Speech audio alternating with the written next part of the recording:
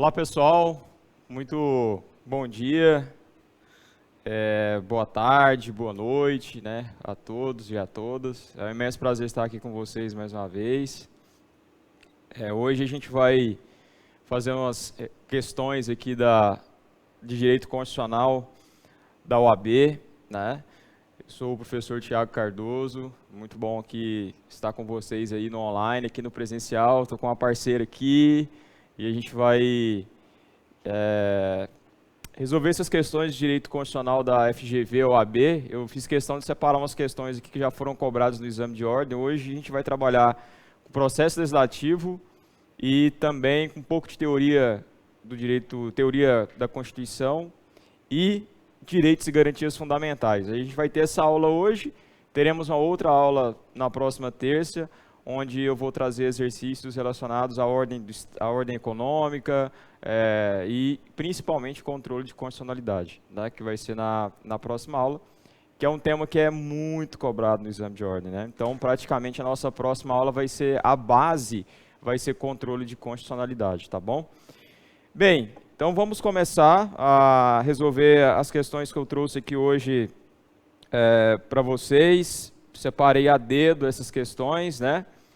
E vamos começar com a primeira. Aí, na medida que a gente for resolvendo, eu vou comentando o tema trazido por ela, e aí a gente vai evoluindo no conhecimento.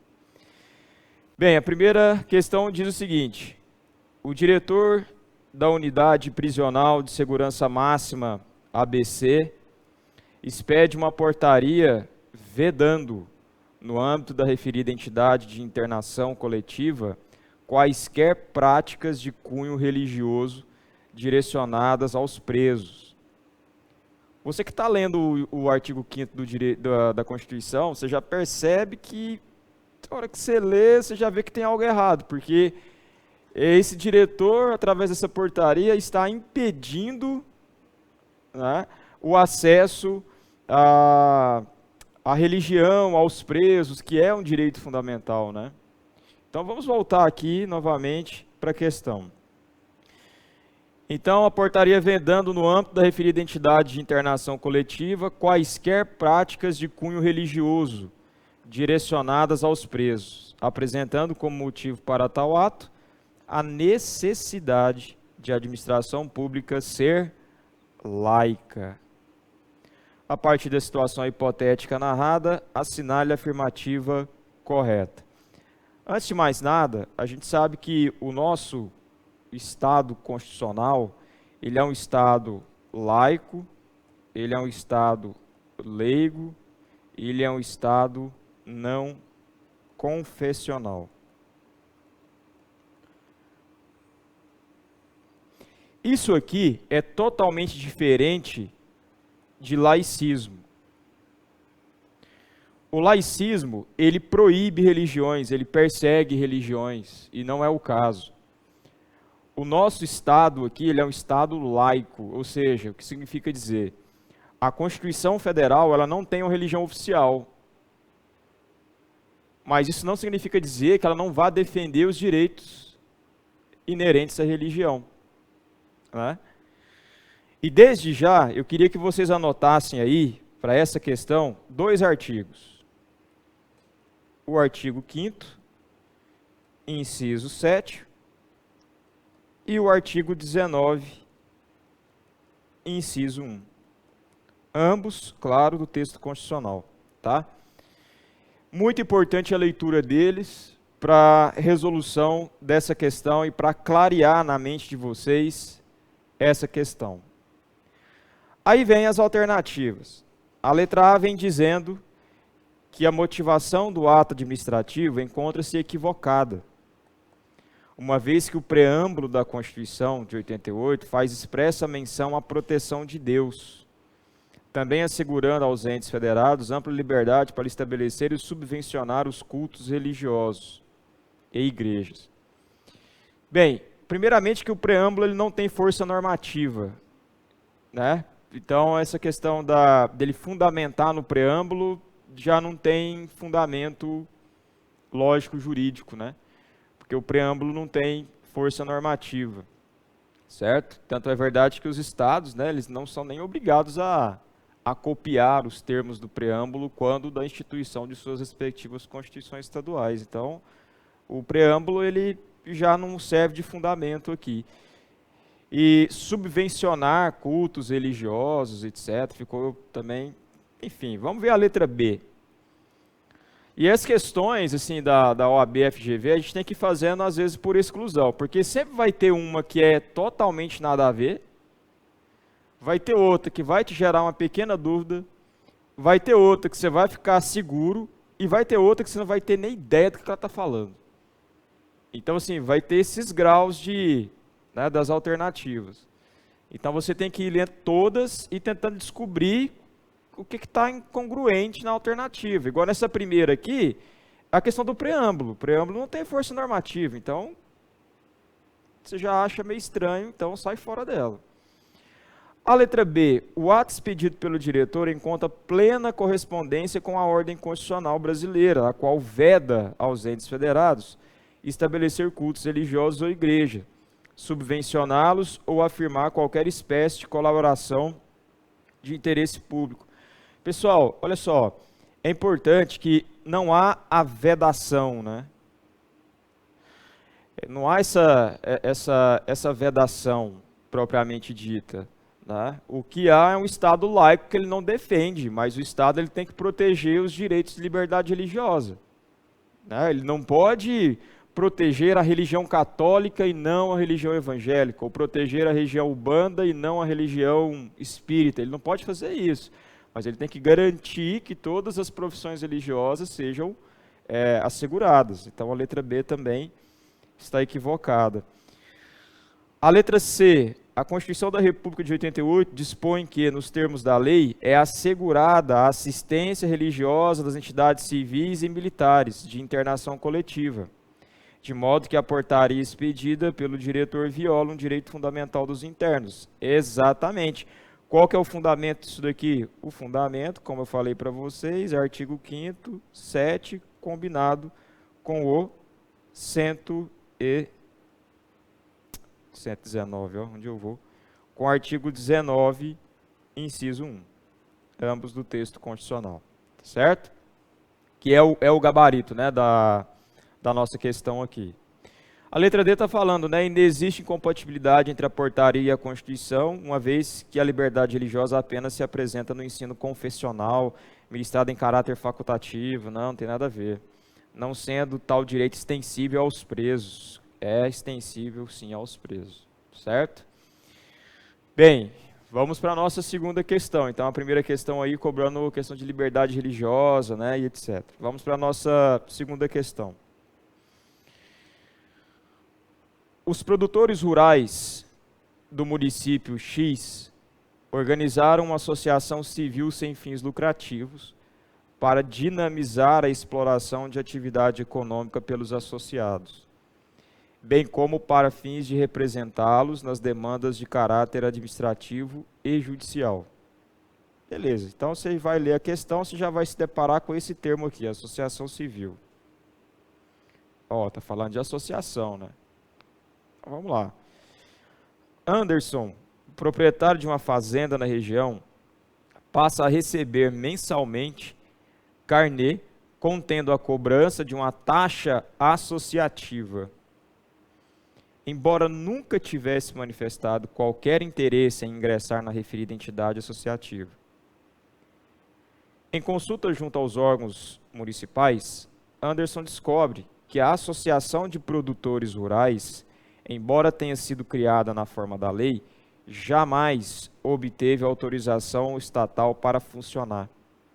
Diante disso, procura o escritório de advocacia especializado para pleitear judicialmente a interrupção da cobrança e a suspensão das atividades associativas. Bem, mais uma vez, e aí eu sempre peço para vocês fazerem isso sempre, né? Que é ler a Constituição. A leitura do texto constitucional ela é muito importante. Então tenha o hábito de ler a Constituição, porque igual eu falei aqui para os meninos, eu sempre falo, né? O pessoal do presencial, a gente sempre troca as ideias aqui e tudo mais, e aí eu sempre falo para eles, e eu já falei isso para vocês também no online várias vezes, Pode pegar vídeos meus antigos aí, eu sempre falo isso. A leitura da Constituição é muito importante. Não é hora de você pegar a doutrina para ler. Não é hora. Você tem aí pouco menos de um mês para a prova, né? Mais ou menos. Então não é hora de você pegar doutrina para ler. Você vai fazer o quê? Você vai resolver questão e vai ler resumo. Mas a Constituição, é muito interessante você reservar um tempo para ler a Constituição. Porque lendo a Constituição, você vai estar também estudando direito constitucional, direito tributário, administrativo, empresarial, trabalho, ambiental, civil, processo civil, penal, processo penal. Ou seja, você vai estar querendo ou não, ao ler a Constituição, você já vai estar estudando. É duas coisas que eu considero importantíssimo vocês lerem. Agora, a Constituição e as súmulas vinculantes. As duas. Porque vai ser importante. Agora, o restante é resumo mesmo e exercício de questão. Então, separa uma hora do seu dia para você dar uma boa lida na Constituição e nas súmulas vinculantes. Tá? Porque são temas muito importantes. Essa questão número 2 aqui, ela cobrou especialmente o conhecimento de vocês de 2 artigos. O artigo 5º, inciso 18, e o 20, claro, da Constituição Federal, certo? Dê uma lida nesses 2 incisos aí, você que está acompanhando no online aí, dê uma lida nos 2 incisos, dá uma pausa, dá uma lida, depois volta e tenta resolver a questão de novo para você ver, porque a questão aqui está falando de associação. E ele está dizendo aqui que o Anderson está sendo obrigado a pagar uma taxa associativa que ele não tem interesse, porque o Anderson não tem interesse em permanecer associado. E aí a grande questão é a seguinte: ninguém é obrigado a associar-se. Logo, essa taxa associativa, ela não pode ser considerada constitucional. Então aí vem a primeira alternativa, dizendo o seguinte: Anderson pode pleitear judicialmente a interrupção da cobrança, a qual revela-se indevida, pois ninguém pode ser compelido a associar-se ou a permanecer associado, ressaltando-se que a falta de autorização estatal não configura motivo idôneo para a suspensão das atividades. Ou seja, a associação ela não precisa de autorização estatal para ser criada. Da mesma forma, o Anderson não é obrigado a associar-se. É o que diz esses 2 incisos que nós colocamos aqui na tela, o 18 e o 20.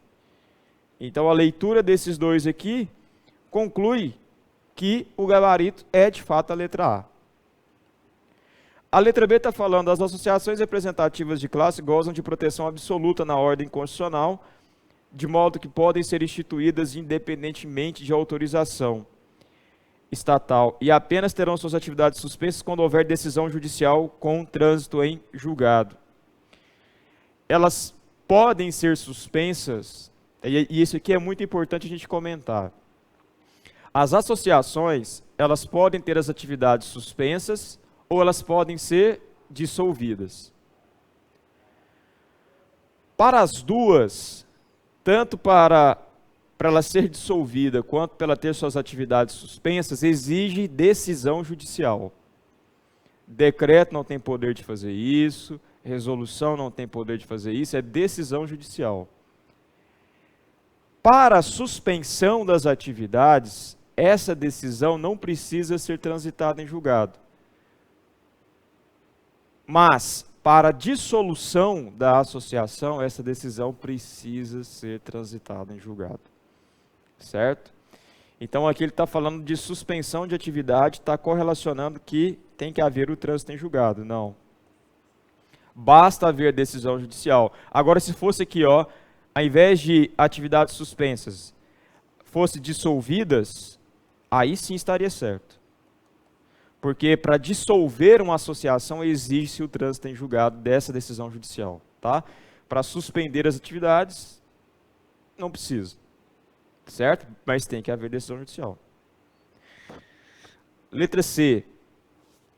A Constituição de 1988 assegura a plena liberdade de associação para fins lícitos, vedando apenas aquelas de caráter paramilitar, de modo que Anderson não pode surgir-se contra a cobrança, vez que desempenha atividade de produção e deve associar compulsoriamente. De jeito nenhum. Compulsoriamente não. Letra D. A liberdade associativa, tendo em vista sua natureza de direito fundamental, não pode ser objeto de qualquer intervenção do Poder Judiciário. Pode. Pode sim. Nós acabamos de falar que para dissolver a associação ou suspender as suas atividades tem que ser por decisão judicial. Tá? Então o Judiciário pode intervir sim. De modo que Anderson apenas poderia pleitear administrativamente a interrupção da cobrança dos valores que entende indevidos. Certo? Então, está errado também, gabarito aí, de fato, a letra A. Bem, questão número 3 agora. Alisson, cidadão brasileiro, ingressa com requerimento administrativo perante a Secretaria Fazendária do município Y, pleiteando a revisão do valor do imposto sobre a propriedade predial territorial urbana, uma vez que não concorda com os cálculos empregados pela autoridade fazendária. Beleza, ele entrou com um recursozinho administrativo perante o município, questionando o IPTU. Alisson, decorridos 90 dias sem qualquer atualização do andamento do feito, retorna à repartição administrativa indagando o porquê da demora. Ele obtém como resposta que o trâmite do procedimento é sigiloso, mas que seria possível obter uma certidão com as informações postuladas mediante o pagamento de determinada quantia a título de taxa. Diante da situação hipotética apresentada, com base no texto constitucional, assinale a afirmativa correta. Bem, vamos lá. A letra A está dizendo o seguinte: a atuação da Secretaria Fazendária revela-se inconstitucional, pois a obtenção de certidões em repartições públicas contendo informações de interesse particular, é o Alisson querendo a informação dele, ou de interesse coletivo ou geral, é direito de todos, sem o pagamento de taxa, ressalvadas aquela cujo sigilo seja imprescindível à segurança da sociedade ou do Estado. Perfeito. Onde é que está isso aqui? Artigo 5º. Artigo 5º, inciso 33 e 34 da Constituição. Diz exatamente isso aí que nós estamos falando, tá? Artigo 5º, inciso 33 e 34 do texto constitucional. Perfeitamente, gabarito também a letra A. Vamos ver a letra B. Para obtenção de certidão com informações de direito pessoal, como manifestação do direito de petição aos órgãos e poderes públicos, pode ser exigido o pagamento de taxa? Não. É uma espécie de imunidade aqui, tá? Letra C. Embora inexista óbice a cobrança de taxa, pode parar. Existe óbice sim. A gente acabou de falar. Letra D. Alisson não pode ter acesso ao feito porque os procedimentos administrativos que versem sobre matéria tributária são de natureza sigilosa. Não todas. Somente podendo ser acessados sem autorização judicial por advogado regularmente constituído. Não. Aqui era o Alisson que estava atrás de informação dele mesmo. Informação pessoal dele mesmo. Tá? Então, absolutamente normal e possível essa informação. Certo? Questão número 4 agora, então. Questão número 4 diz o seguinte: o município X, visando a interligação de duas importantes zonas da cidade, após o regular procedimento licitatório, efetua a contratação de uma concessionária que ficaria responsável pela construção e administração da via. Ocorre que, em análise do projeto básico do empreendimento, constatou-se que a rodovia passaria por uma área de preservação ambiental e ensejaria graves danos ao ecossistema local. Com isso, antes mesmo de se iniciarem as obras, Arnaldo, cidadão brasileiro e vereador no exercício do mandato no município X, constitui advogado e ingressa com ação popular postulando a anulação da concessão. Com base na legislação vigente, assinale a afirmativa correta. Bem, o que nós estamos diante aqui? Estamos diante de um cidadão brasileiro, acima de tudo, que está verificando uma violação a um direito de esfera constitucional, inclusive de índole ambiental. Né? Então vamos analisar as alternativas. Vamos ver o que a alternativa está trazendo para nós com base nesse contexto.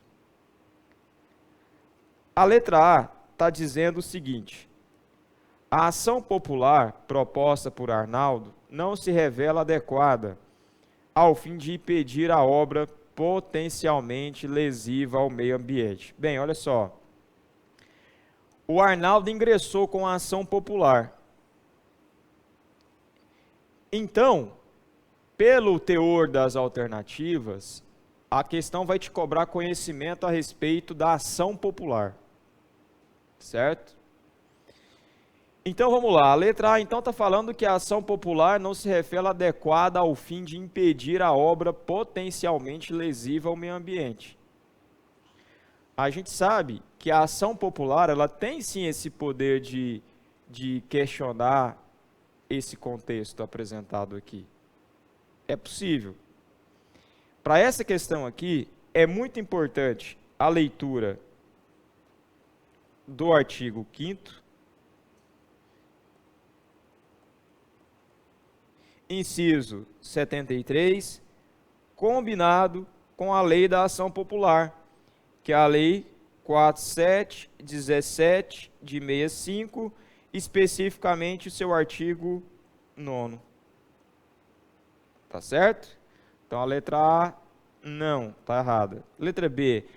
A atuação de Arnaldo na qualidade de cidadão é subsidiária, sendo necessária a demonstração de inércia por parte do Ministério Público. Não, na verdade é o contrário. A atuação do MP aqui que é subsidiária em virtude da inércia do Arnaldo.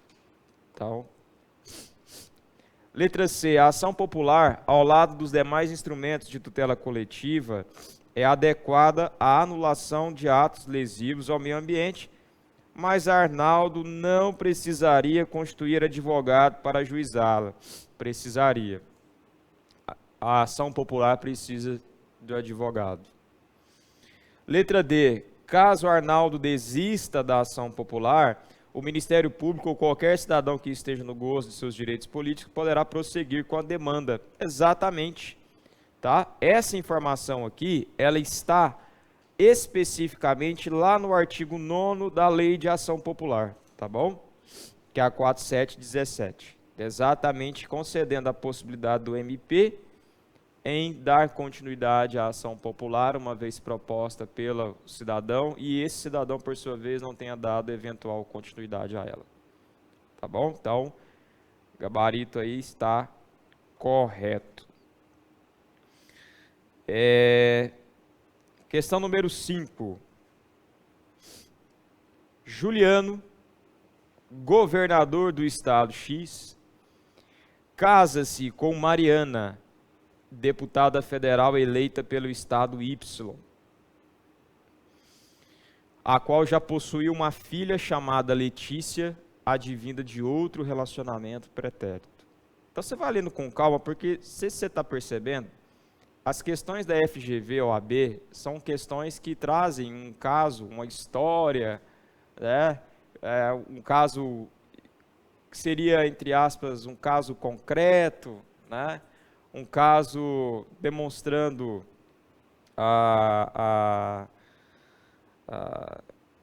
uma situação, né? Onde você, na qualidade de operador do direito, deverá analisar aquele caso em específico. Tá? E aí, você pode perceber que todas as questões são nesse nível. Ela não vem perguntando diretamente o que é. Né? Ela traz uma história, um caso concreto, e aí ela te pergunta, por meio daquele caso concreto, né, a matéria que está sendo discutida. Essa questão aqui mesmo, ela fez uma salada de informações, tá? Que a gente vai falar aqui agora. Então vamos lá, vamos começar a ler de novo ela para a gente ir raciocinando junto. Juliano, governador do estado X. Tá. Casa-se com Mariana, que é deputada federal pelo estado Y, ou seja, por outro estado, a qual já possuía uma filha chamada Letícia, advinda de outro relacionamento. Ou seja, a Letícia, ela é enteada do Juliano. Na vigência do vínculo conjugal, enquanto Juliano e Mariana estão no exercício de seus mandatos, a Letícia, que é a enteada do Juliano, manifesta interesse em também ingressar na vida política, candidatando-se ao cargo de deputada estadual, cujas eleições estão marcadas para o mesmo ano em que ela completa 23 anos de idade. A partir das informações fornecidas e com base no texto constitucional, assinale a afirmativa correta. Bem, vamos analisar então as alternativas. Aqui, só lembrando vocês o seguinte, essa questão aqui, ela está lhe cobrando o conhecimento do artigo 14, parágrafo 3º, combinado com o artigo, combinado com o parágrafo 7º.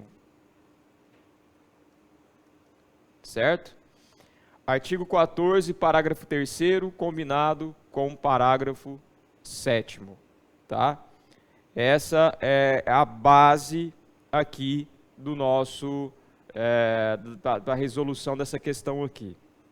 Mas vamos lá. A gente tem mais coisa para conversar sobre. A letra A está falando, a Letícia preenche a idade mínima para concorrer a cargo de deputado estadual. Idade mínima, olha só, pessoal.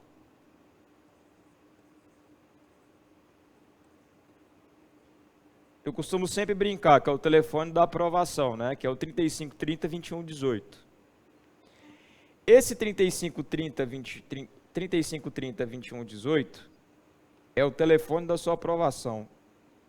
O que isso significa dizer, Tiago? São as idades mínimas para se candidatarem para os cargos eletivos.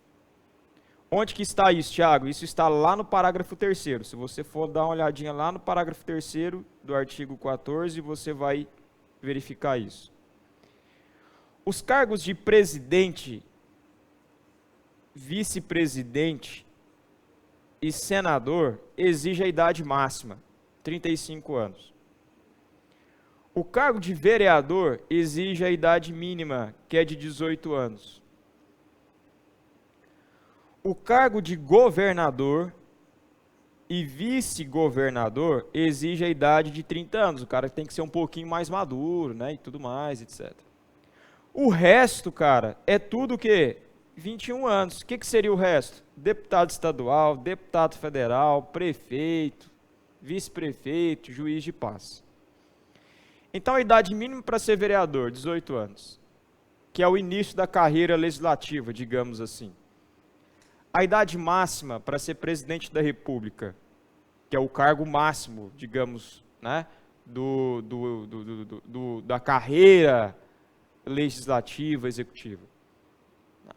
Presidente da República, então o cara tem que ser um pessoal mais experiente, né, 35 anos no mínimo.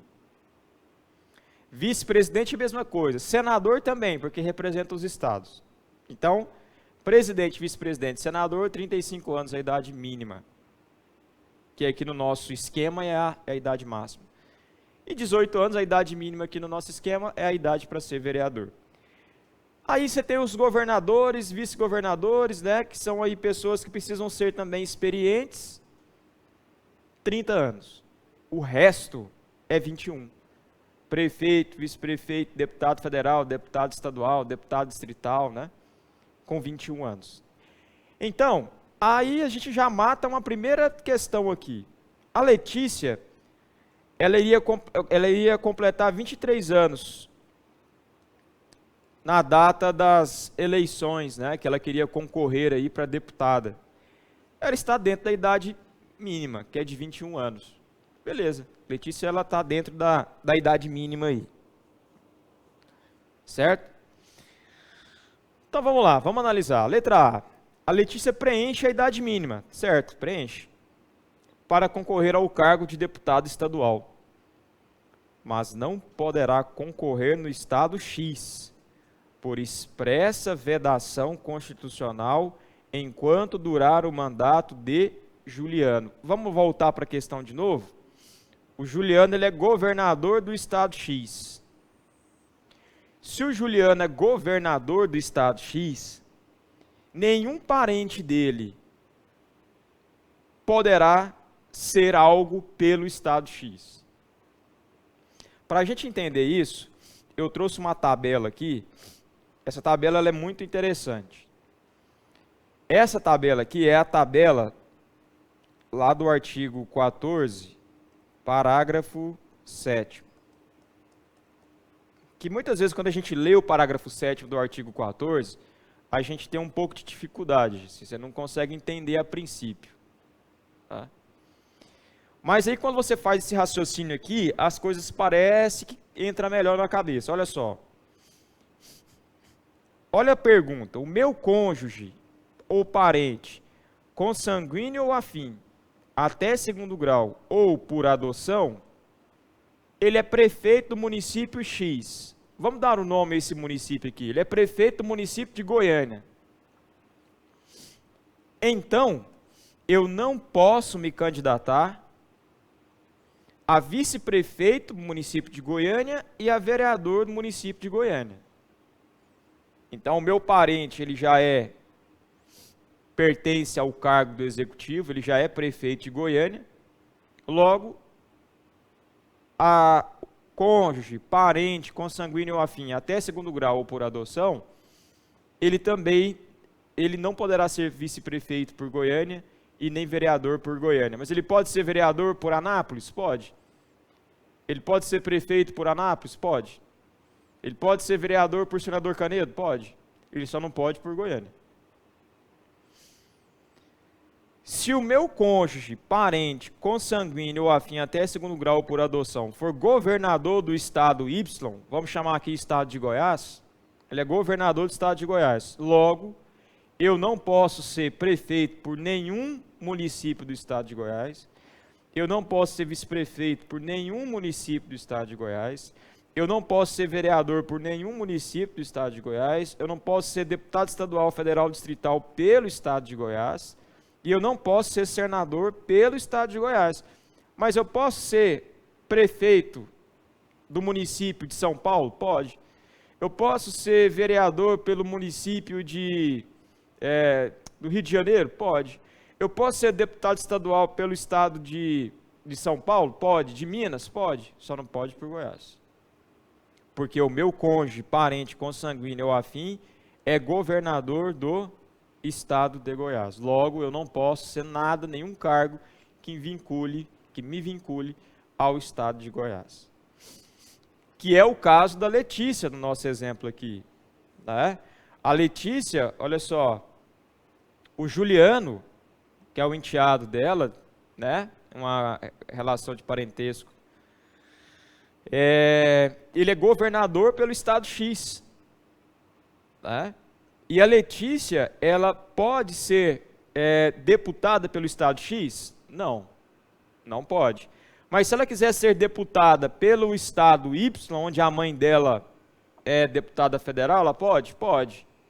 O que impede é quando o seu parente está no executivo. Se o seu parente está no legislativo, não tem problema algum. Certo? É exatamente a nossa tabela aqui, ó.